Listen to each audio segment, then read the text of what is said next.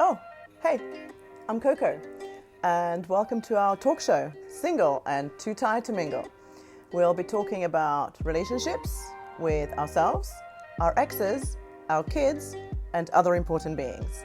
So stay tuned. Hi, Christy. Good morning. How are you doing this morning? Good morning. Thank you so much for having me here.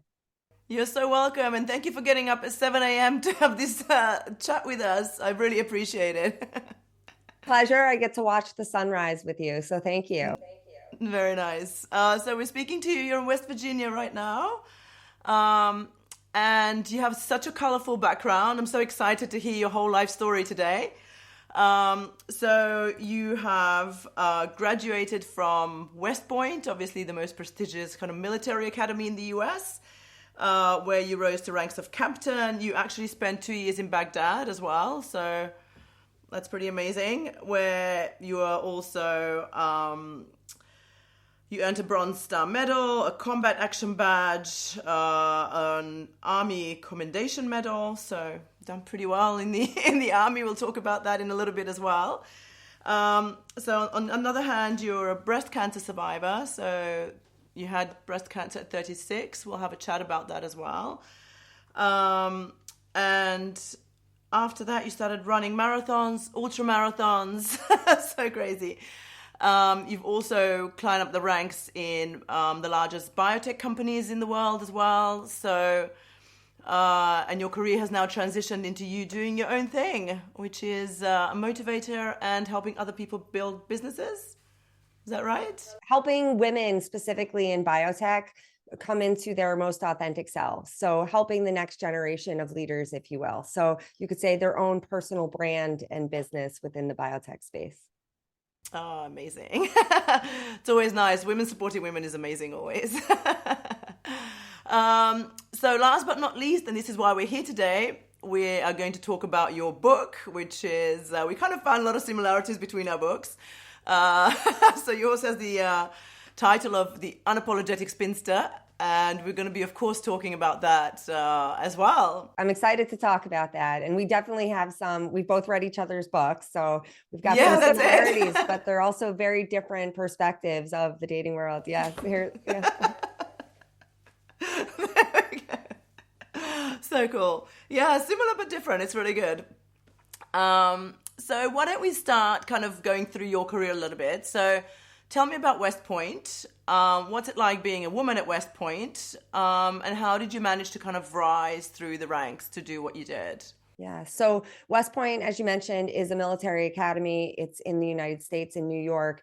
It is still like university. So you go through 4 years, you're getting an academic education. There's a physical component to it. And then, of course, there's the military component. And it's all about preparing then a whole wave of leaders for the Army. So after 4 years, you graduate and you start as active duty as an officer in the Army, which was the beginning of a 5-year service term that I had. So West Point is vast majority men. My year, I graduated in 2004. We graduated with only 14% women. So there's about 1,000 people in each class, and about 140 of them were women. So it is, you know, it. I was 17 when I started at West Point, and I would say it's definitely a shock to the system. And being such a small percentage as a woman was definitely very hard, but it also kind of shocked me into what the reality would be in the Army. And quite honestly, the percentage is not that low in the biotech space, but that's also very much, male dominated, if you will. So I guess it's been a theme in my professional career so far. Yeah, so interesting. Did you find it daunting, or did you find that you kind of found your way to fit in? How did they take you as a leader? Because obviously you were leading your ranks in Baghdad. So I was lucky. I have an identical twin sister. We went together, but I also have an older brother. He's 3 years older. He went to West Right. Point. So three out of Oh, three wow. kids in the family went to West Point. So with my older brother going there, I grew up outside of New York City. I was able to visit West Point. I knew what I was getting into. And my dad gave Right. me great advice before I started there. He said, it's a game, play the game, play by the rules, and you'll be fine. And so I went through with that mentality. I made it about 3 years. On the fourth final year, this playing the game was starting to get old. And it became tougher, but just knowing what you're getting into is half the battle to some extent. But then coming out as a leader, I mean, you say it's a prestigious military academy. I think it's all about leadership. So when I think of Westpoint, we're taught to be leaders. We're taught to be followers before we're taught to be leaders, but then we study it, we put it into practice during our 4 years there, and then we come out of there being ready to lead, which is why at the age of 21 or 22, people are deploying and they're leading platoons of people that are, more than twice their age. So being accepted as a leader as a woman, it's different for everyone depending on where they are. My first unit when I became an officer in the Army, I was actually in a cavalry squadron, which is combat arms. It was when they were integrating logistics, which I was, into the combat arms units. So I was the only female officer. There's about 500 people in this unit, and I was one of 8 women, the only officer that was a woman. So that was very hard. And then I changed units, and being a woman in the Army, I had unique experiences, and it was very difficult. Do you have any anecdotes for us? Like any stories that are kind of interesting or fun or sad? Yeah, I mean, I would say, such a broad question, because it was, it's 9 years of my life in total from the West Point and then the 5 years in the Army.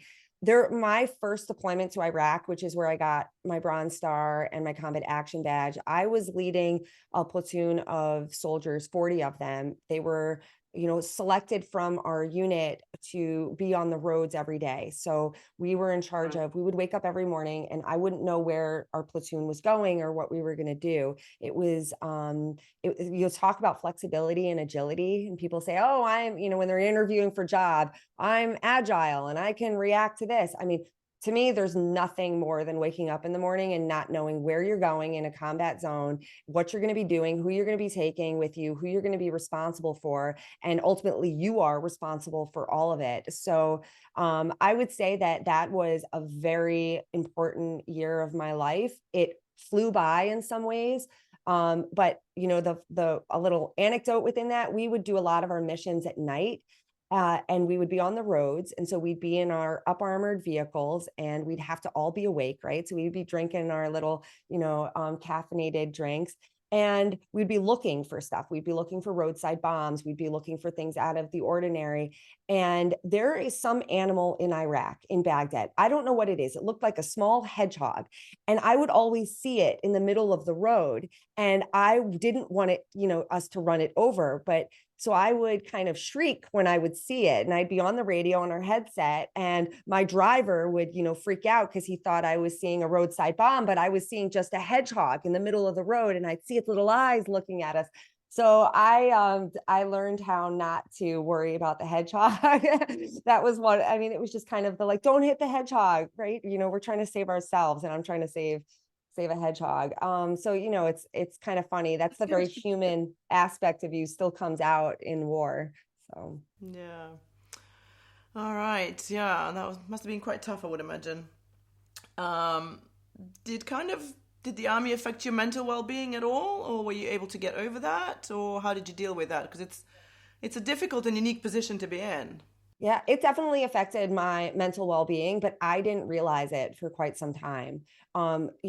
Without going into it, the things happened in the Army that as a woman, that I was not okay with. And I wasn't sexually assaulted, but I dealt with a lot. And I dealt in my second deployment with somebody who was my direct supervisor. And I learned to step up and have a voice and speak up for myself, and make a formal complaint about what was happening.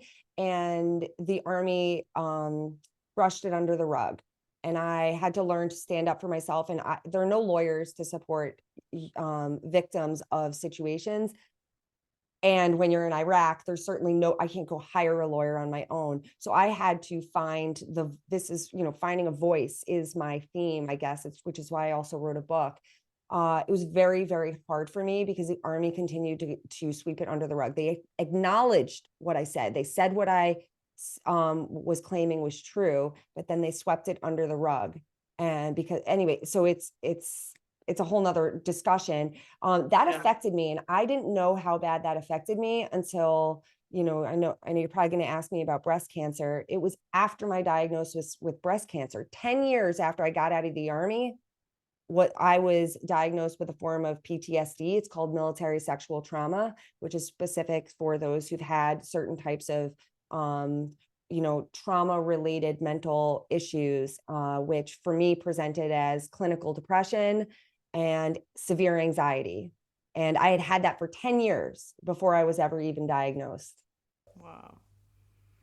Okay. Yeah. Let's talk about your breast cancer then. Do you think that because of all that stress that you endured and kept it in, I would imagine, that's how it manifested? I think that's part of it. I also think I was exposed to environmental conditions in Iraq. We had burn pits, which there's a lot of toxins. There's a lot of military people that, they get out or they're in, several years later, they have some sort of cancer. It seems very prevalent. So I think the vehicle I was in that had electronic warfare on it, we worry about having a cell phone in our pocket. Well, I had a giant electronic, type of warfare on the hood of my vehicle that could block cell phones 250 meters away. And that was sitting 5 feet away from me. So, but there's also the emotional component of my life, after. So I think it all kind of compounds where I started to lose sight of who I was. And that happened as I transitioned out of the Army, and maybe was a result of having these things I was still trying to cope with. And also perhaps the long-term relationship I was in that was no longer serving either one of us. So breast cancer to me is also an energetic, it's of the heart, right? It's around the heart energy center. And when I was diagnosed with breast cancer, I was single at the time, but I'd been dating after my long-term relationship. I'd fallen in love. I was, I write about it in my book. I was experiencing heartache. So take all of that. I think all of that plays into where was I holding my emotional pain, and and what environmentally could have been a trigger to allow that to manifest. I think that's all part of it. So you don't have any familial kind of nothing. It's just no genetic markers. Nobody in my family history has ever had breast cancer under the age of like 65. And I had it at 36, and I was a vegan marathoner. I'd never drank alcohol. I was eating super healthy. So it was bizarre, very, very shocking to happen. I'm sure, yeah. So how long was the treatment, and are you in remission now? Is it all okay? Or hopefully that's not too personal, but it's something that a lot of women obviously go through, so. Well, I found the lump, and I found it very early. So thanks for nothing, all you Tinder dates. Exactly. I laughed so much when you wrote that in the book. It's like, come on, guys. But it's the first thing that came to mind. It's like, well, I mean, I gotta do everything myself here. So I found it, and I was very fortunate to have great care. I lived in the Boston area at the time. It was stage 1. I elected for a double mastectomy and reconstruction, which allowed me, because my lymph nodes were clear on that side. So even with stage 1, you decided to go for double mastectomy? There's a bunch of different factors, but I wanted to live without fear, right? I'd already started this journey of reinventing myself. And so as I had been reinventing myself, and I'd been, single out there, it was a 10-year relationship, and now I'm dating other people, and there's, things you've got to overcome just from a physical standpoint, an emotional standpoint, reinventing myself. And then boom, this happens. And I'm like, you know what? I called it my upgrade, right? I was a runner. Like I called it my upgrade. It's all about perspective is what I learned. And I wanted to use it as my superpower because I went into therapy after breast cancer, was, clinically depressed, was diagnosed with that and anxiety and a form of PTSD. So I really, for me, it was about mental, but it was also, this surgery was very drastic and it was a difficult surgery, to recover from, especially as a runner. But I was lucky based off of the genetic testing they did on the tumor itself. I was borderline for needing chemo. We decided not to do chemo, but I was put on 2 types of medications for 5 years, which put me into medically induced menopause. So at 36, I went into menopause. As of this past February, I hit 5 years of treatment and I came off my meds. So I've been in remission for 5 years. I'm cancer-free is what I would say. I'm cancer-free. Right. So moving on to a slightly more fun, I guess, subject is your book, The Unapologetic Spinster. I have to say, I haven't done a lot, thank God, of online dating, but I can definitely see a lot of similarities as to what you've written, and I can't believe how much you've done, I have to say. It's like, wow. So talk us a little bit about that, and I love kind of some theories that you've put on men and relationships. So let's have a little bit of a talk about your ripe avocado theory. I love that. I think it's actually so true as well. So a friend had said that to me once upon a time. She said, men are like avocados. You go to the grocery store and at least here in the US, right, we have a bin of avocados and you go in and you're like, I'm going to make some guacamole in 2 days. So I need an avocado that's going to be ripe in 2 days. So you're predicting when an avocado is going to be ripe, which is honestly very hard to do because it depends on the temperature of your house, what season it is. Is it going to, you're going to put it in the fridge? Who knows what some people do to make an avocado ripe or slow down the ripening of it. And so you're trying to predict all this stuff and you go into the bin and you touch all these avocados, which is kind of like dating. You're going on a million dates to try to find one that's going to be ripe and ready to make guacamole, which is, have a family, get married, whatever your desired end state is. And you find your avocado, you take it home, you put it on the counter, and you're like, every day I'm just going to, check to make sure the avocado is about ready. And you're just doing your business. You go and you touch the avocado one day, and you're like, oh my God, the avocado is ready. We got to stop everybody. Got to make guacamole. This avocado is going to be bad by dinner tonight, right? So you have your guacamole for lunch. Men are like avocados in that as the avocados, they're just kind of sitting in the bin, waiting to be picked up, whatever. You're not ripe. They put back in the bin. But then one day they wake up and they are ready. And my theory often, at least for people I've dated in my 30s and now into my 40s, is when they are ready, it's literally the woman that next walks in the door or picks them up that they're going to marry. And it could be not their type. Like I know so many guys who have become ripe avocados and then it's just like, and that's who you chose after all your dating and that's so,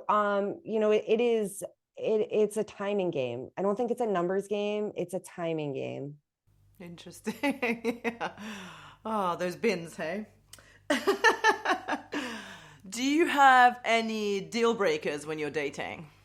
I have my personal deal breakers. I mean, as a pretty healthy person, I don't smoke. I'm very active.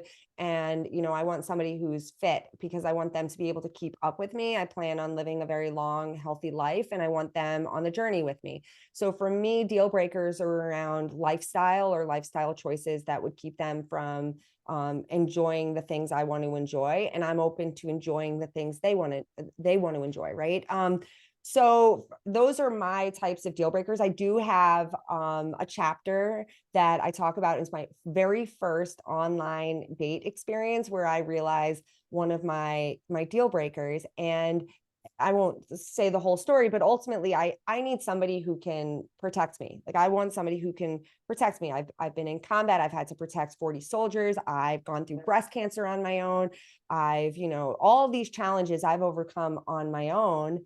I still want somebody to to be there for me, that if, that they're going to protect me in a way that I can't as a petite, person, like just physically, the physical kind of I think that's sweet security. too. Yeah. So if somebody is not, I don't feel that kind of energy from them. It doesn't matter like how tall they are, though that helps for me.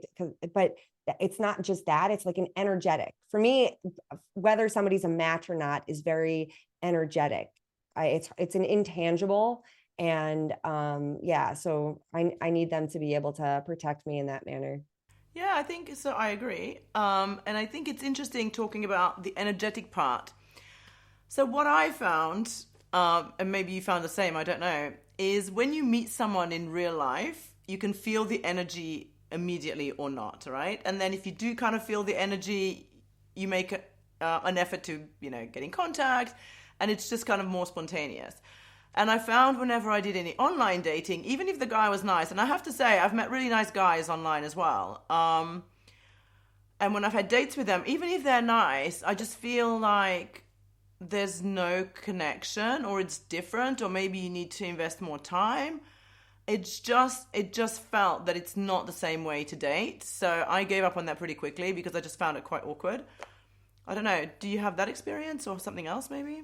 Well, so I think there are two things there: the energetic feeling with somebody and recognizing whether or not you have a connection, but then also the forced manner that of dating, which is online dating. So I am not on dating apps anymore. I went on a couple hundred first dates in the Boston. I can't even believe you did that.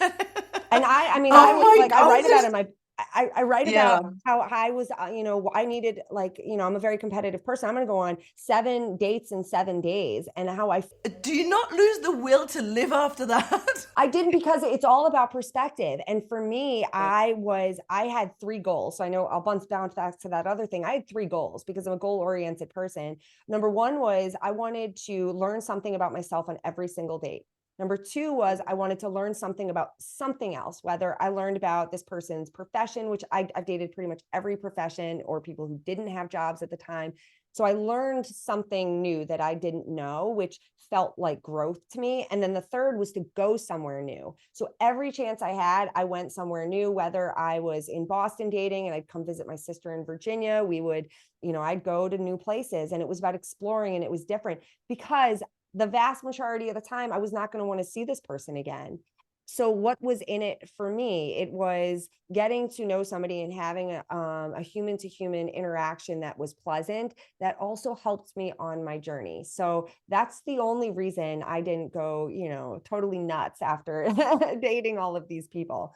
But but I'm off the dating apps because I think it is very forced. And so to your point, it is, to me, I've always said it is trying to recreate the love at first sight in aisle 7 of the grocery store. So yeah. If you're trying to force that initial connection, most people think, oh, this person's very attractive, I'm going to swipe right on them. But you don't really know until you see them in person, because most people don't look like their pictures, or you're seeing what you want to see in a picture. And then in person, you're like, oh, I see that maybe they're a little bit different. And there's nothing wrong with that. It's just that when you're out and about and you see somebody that you find attractive, you're like, that person is attractive. So we have to, in order to have that, experience, you've got to swipe right on how many people, and then line up the dates, invest the time and the energy. And to me, it was like, it's not a winning proposition. So I have not had anyone of super significance. I've not fallen in love with anybody that I've gone on a date. Yeah, I think that's interesting. I found that would be almost impossible, actually. It would take a long time for me to do that with someone from a dating app, I think. Yeah. So for me, if I'm going to fall in love with somebody, I know pretty immediately. I know, it's just like who I am. Yeah, I think so too. And so I've dated, and I write about that in the book too, the slow burn effect. Because I have so many people say, Christie, you're not giving them enough time. You've got to, do this, slow burn. I go, I'm not a slow burn. I'm like a bonfire. Yeah. a bonfire, like people say, but a slow burn is going to last longer. No, it's not. I don't even understand that. You have a candle that's a slow burn. That candle, like that candle's out, right? You have a bonfire. That bonfire is going to be smoldering for a very long time. So I'm bonfire all the way. Like you light a match, it lights up. I'm not. I think I agree with you. But I think it's a character thing as well. Some people prefer that. Some people are more, fiery and outgoing anyway, so they want that. So I don't know. I prefer the bonfire too. But people will say, but Christie, the bonfire hasn't been working for you. You need to try the slow burn.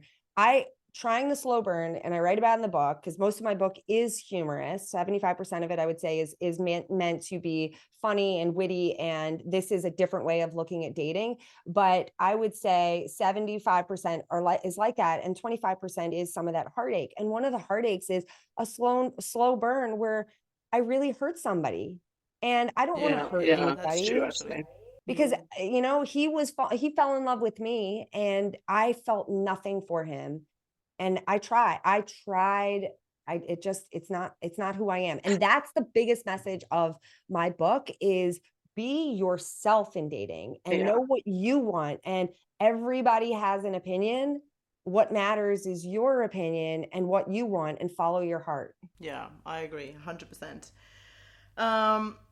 So you write about, I thought it was quite interesting. Okay, so we all know what ghosting is by now, right? Tell me about breadcrumbing. So breadcrumbing is like Hansel and Gretel. You leave some breadcrumbs and they follow the breadcrumbs.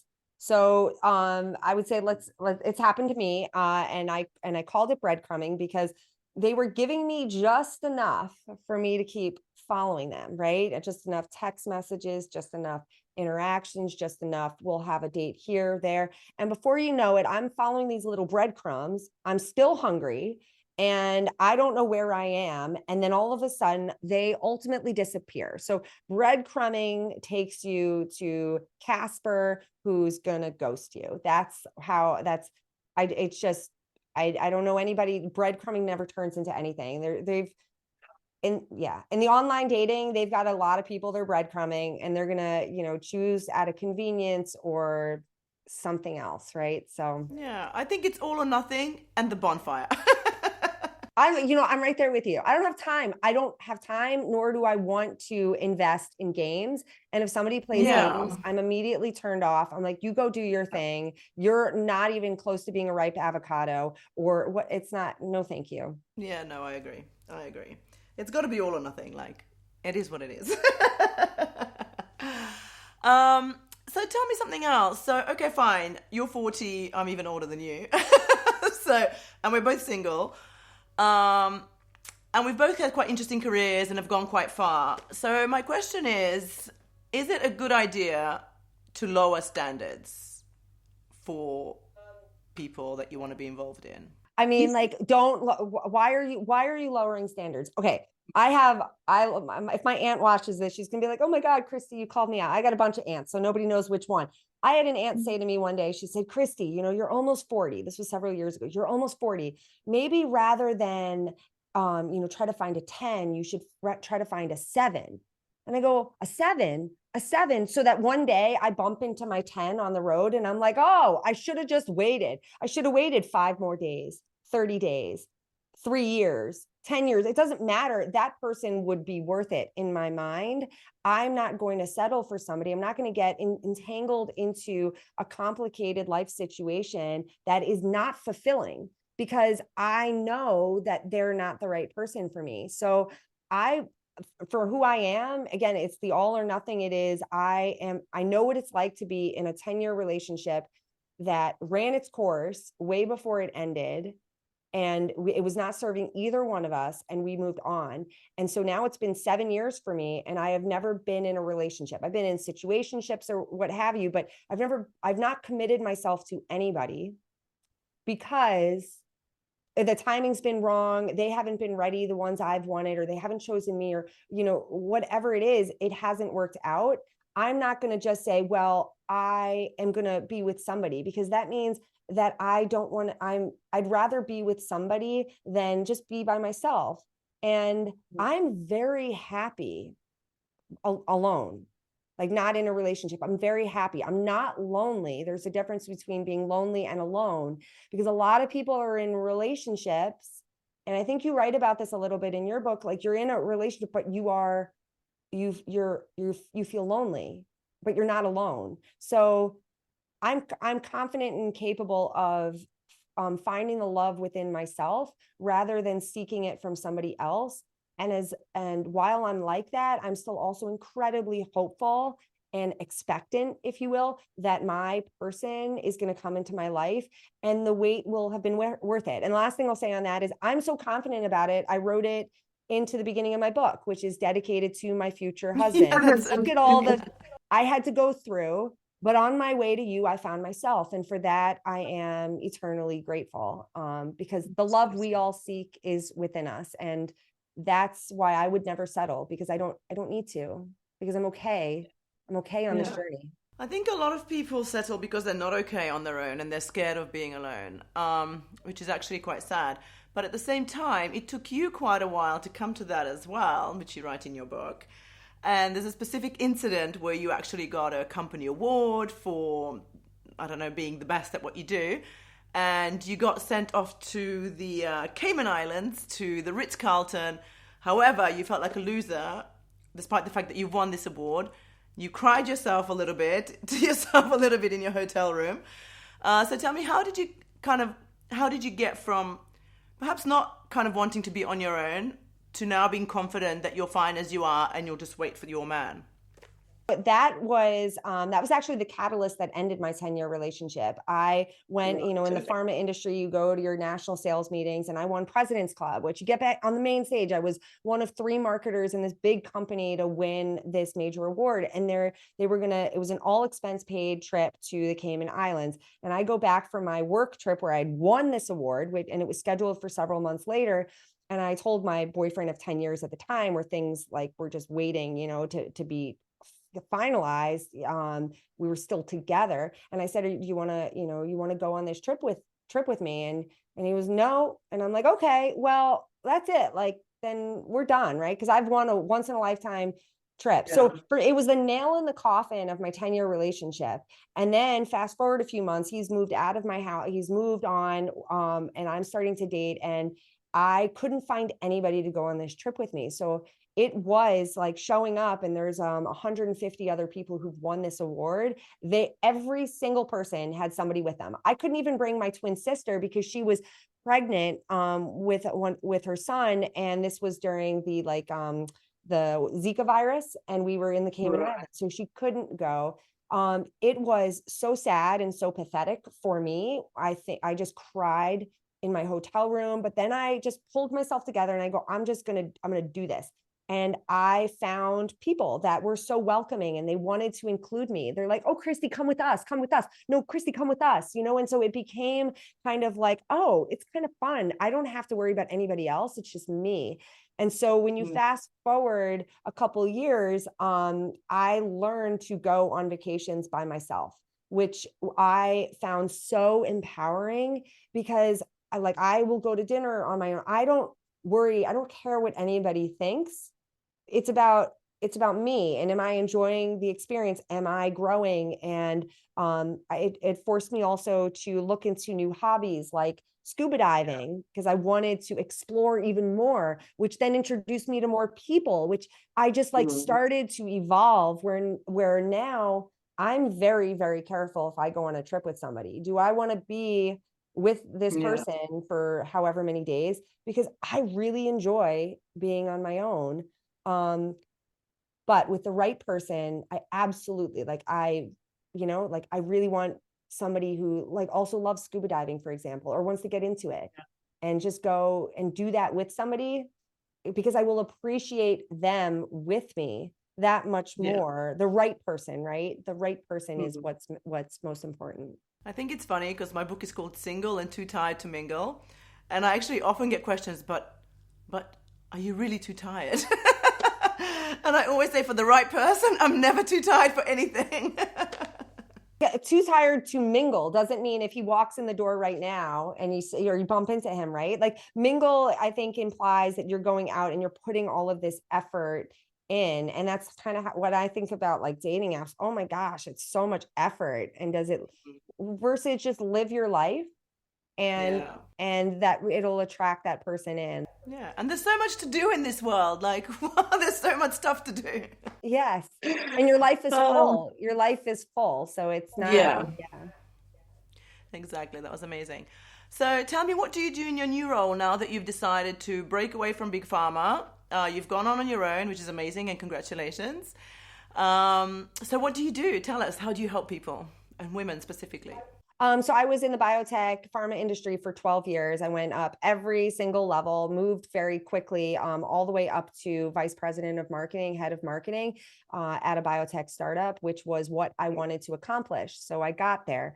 But on the way there, in the beginning of it, I mentioned earlier that I had this kind of crisis. I call it a crisis of confidence. It was after the army and, the mental things I was dealing with. It was also insecurities would grow being in an MBA program with such smart people around me. And I took that into the pharma world where I developed a debilitating fear of public speaking.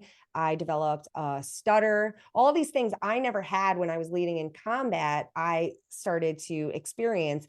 And I realized it was holding me back from my career. And I didn't really understand why. So I started to take steps when I realized I was changing and I was losing my confidence to build that confidence back up. And so after I've done everything I want in the pharma industry, which doesn't have many female mentors and senior leaders out there. I never had a strong female mentor in the pharma industry. I have made it my mission to be both a coach and a mentor for individuals in the industry that are looking to grow their confidence, that are essentially experiencing what I experienced, which is so common for women, not just in pharma, but women who are coming into their own. They carry a lot of, we as women are told so many things. So I call myself an empowerment ambassador. It is all about empowering people, specifically women is where I'm starting, but I actually,